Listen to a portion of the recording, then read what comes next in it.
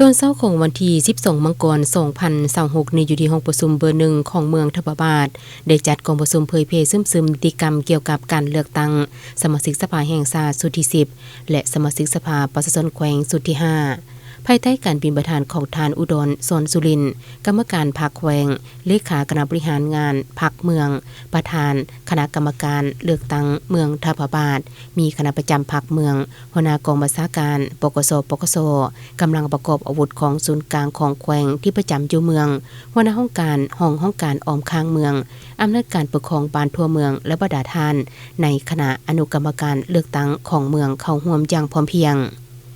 ที่ประชุมท่านนางสุนาลีแสนสมบัติกรรมการพรรคเมืองหัวหน้าห้องว่าการปกครองเมืองได้ขึ้นผ่านข้อตกลงของคณะกรรมการเลือกตั้งคันเมืองว่าด้วยการแต่งตั้งอนุกรรมการต่างๆเพื่อกระเกียมให้แก่การเลือกตั้งสมาชิกสภาแห่งชาติสุดที่10และสมาชิกสภาประชาชนแขวงสุดที่5ฉบับเลขที่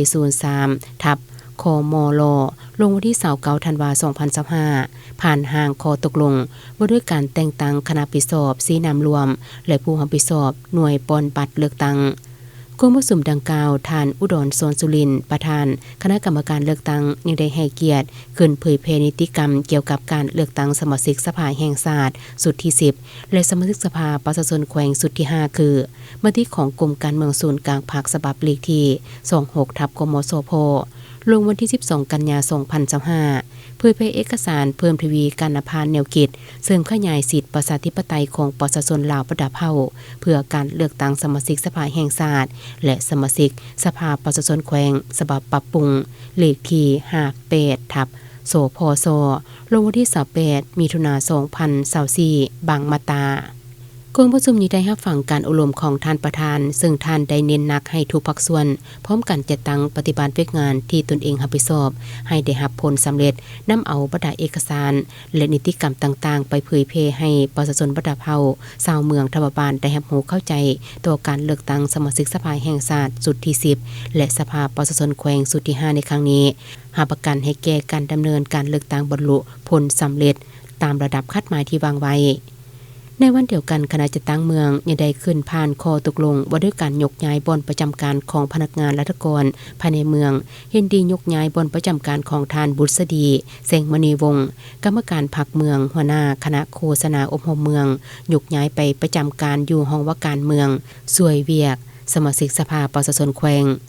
ด้านนางศรีอัมพรจันทวงศากรรมการพรรคเมืองห้องคณะจัดตั้งเมืองทบาบาทยกย้ายไปประจำการอยู่ห้องการคณะโฆษณาอบรมเมือง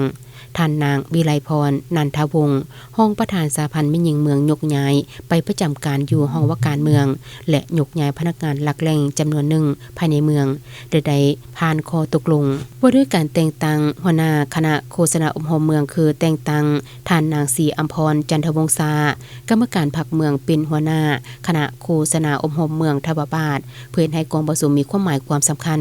ท่านประธานยังได้มีคำเห็นต่อกองประชุมว่าการปรับปรุงการจัดตั้งการซับซ้อนจัดวางการยกย้ายแต่งตั้งพนักงานรัฐกรแม้นเป็นเรื่องปกติและเป็นหลักการหนึ่งเพื่อความยืนยงและขยายตัวของการจัดตั้งภาครัฐได้เป็นการตอบสนองความมีความต้องการของหน้าที่การเมืองและทางด้านวิชาเฉพาะในระยะใหม่